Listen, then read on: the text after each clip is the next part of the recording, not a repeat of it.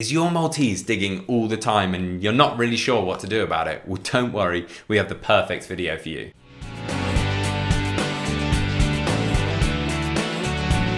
Welcome back to the Fenrir Maltese Show. My name's Joe and I'm a certified canine leader here at FenrirCanineLeaders.com. We are dedicated to helping you learn everything you could possibly want to know about the Maltese, and then how to become a high-level canine leader so you can raise your very own. So if you're new here, don't forget to subscribe and turn on that notification bell so you never miss a future upload. If your Maltese is digging everywhere, it's definitely something you want to get sorted out. And today we're going to be tuning into a webinar that the canine behaviorist and founder of FenrirCanineLeaders.com, Will, has recorded all about how to deal with your dog digging. Hey guys, welcome to another really quick fire webinar breakdown of a very common problem behavior that whether you're working as a canine professional with clients or you yourself are trying to become a high level leader for your companion dog at home, and that is around digging. And we're going to break down the implementation of the strategies and the behavior modification plans that I utilize to be able to correct digging behaviors and be able to have people have dogs that aren't destroying their gardens every single day. So let's dive into the webinar and we're going to get some really good information that I promise you're going to be able to use at home with your dogs or your clients. Now, as is always the case with any problem behaviors that we may have with our dogs, we need to not only just to put a plaster on the problem, but we need to get to the root cause of the issue.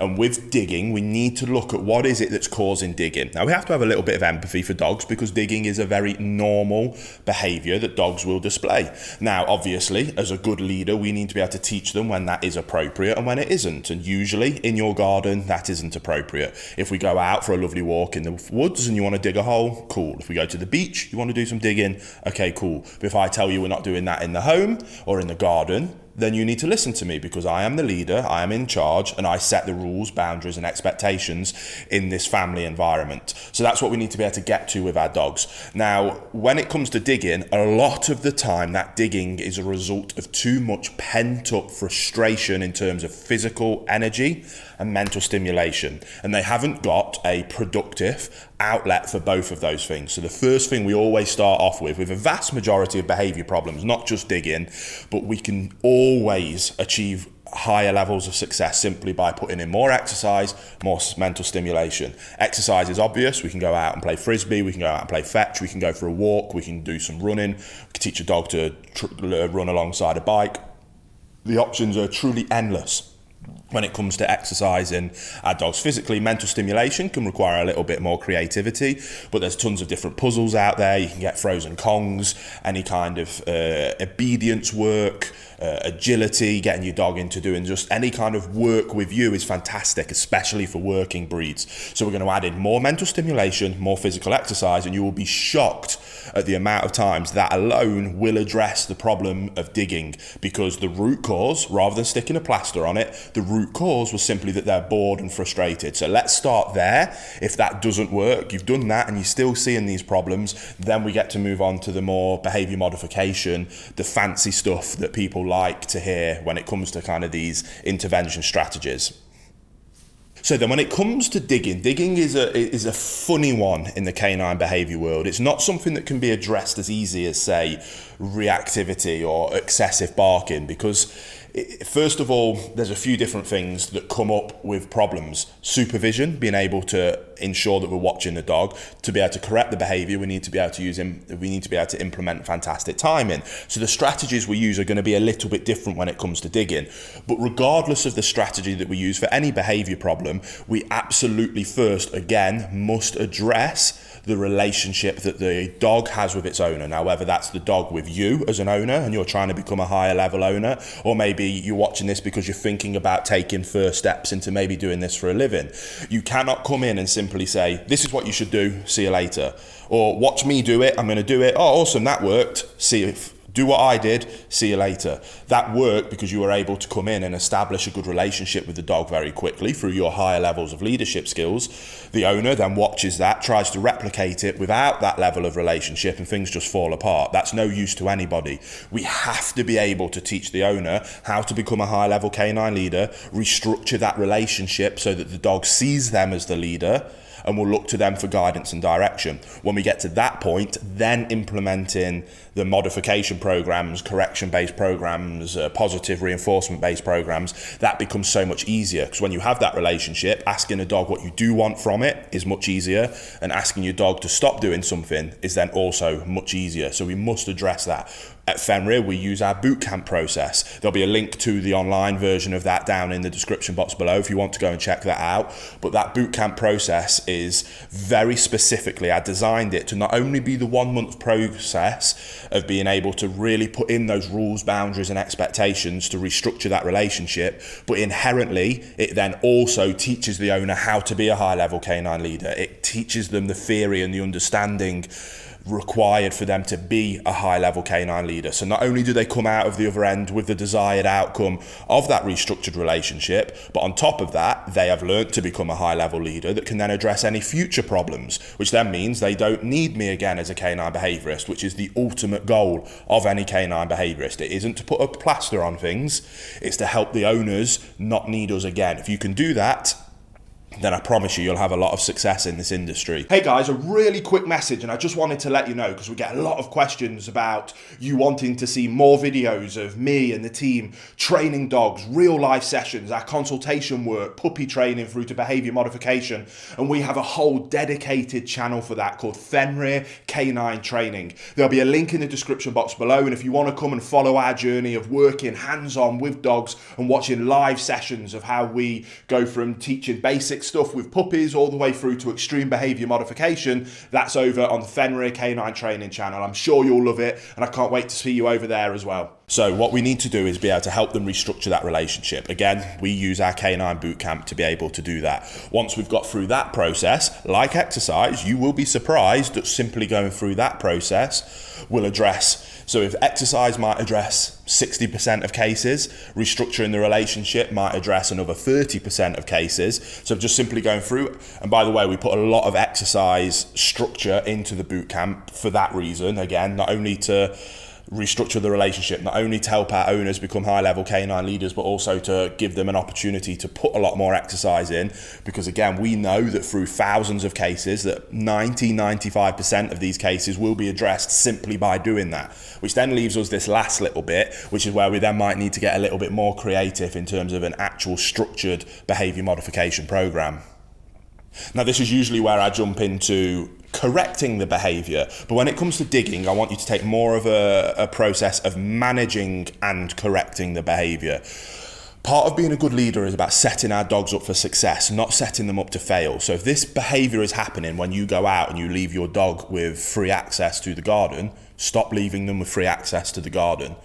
That solves your problem. It puts a plaster over it, which I know I've talked about not being what we're doing, but this is a management strategy whilst we're going through these bootcamp processes, whilst we're going through the strategies in terms of actually fixing this problem behavior. But by doing that, you're going to set your dog up for success, and setting our dogs up for success is always what we're looking to do. So if you cannot supervise, manage the environment.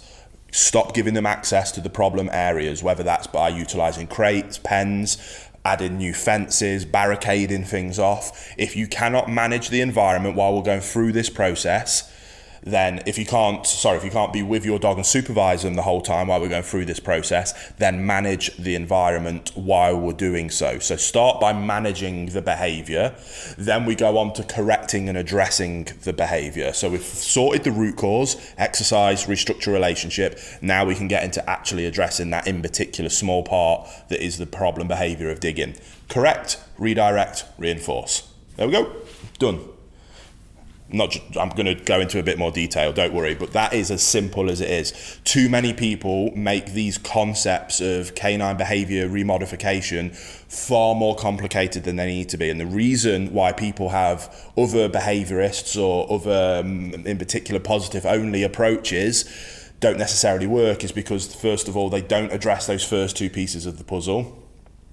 And then they simply try and put plasters on the problem, and it doesn't really work. But because you put those efforts in, this bit will work. So we simply need to correct, redirect, reinforce. So when the dog, again, when we can supervise, if we can't, we've managed the environment so that they can't do it in the first place. But okay, now we can be here We know this is where the dog does this problem behavior we're trying to solve. We're now going to give them access to it.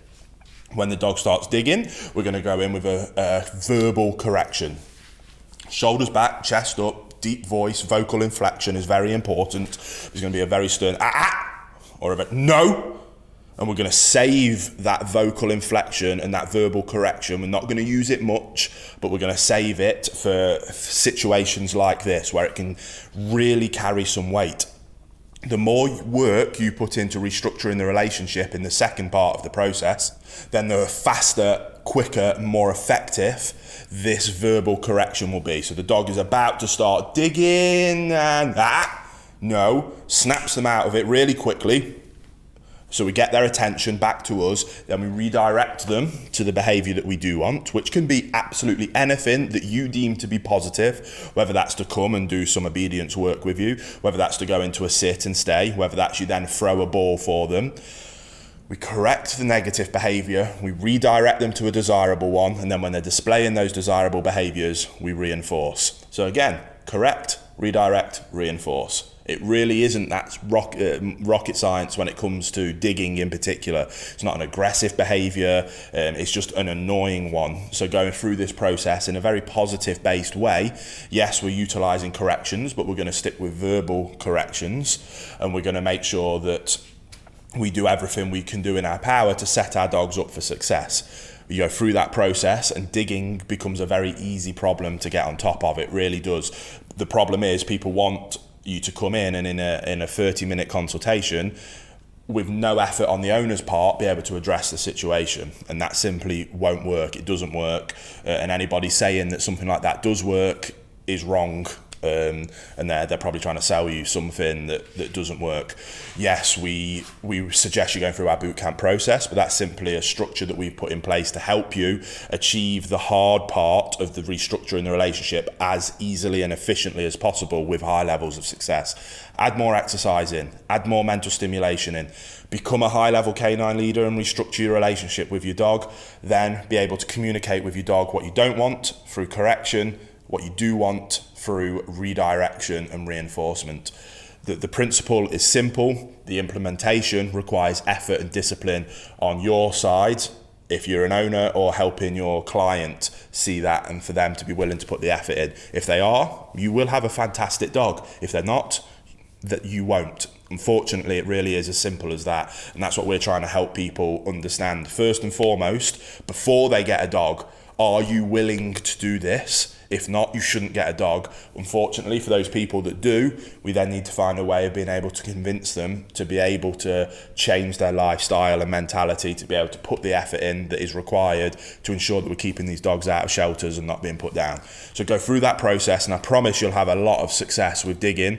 It's not rocket science, it's just a little bit of discipline and hard work. There you have it, guys. Some really useful tips, all how to stop your Maltese digging. I really hope you enjoyed today's video. If so, get involved in the comments down below, as we would love to hear from you.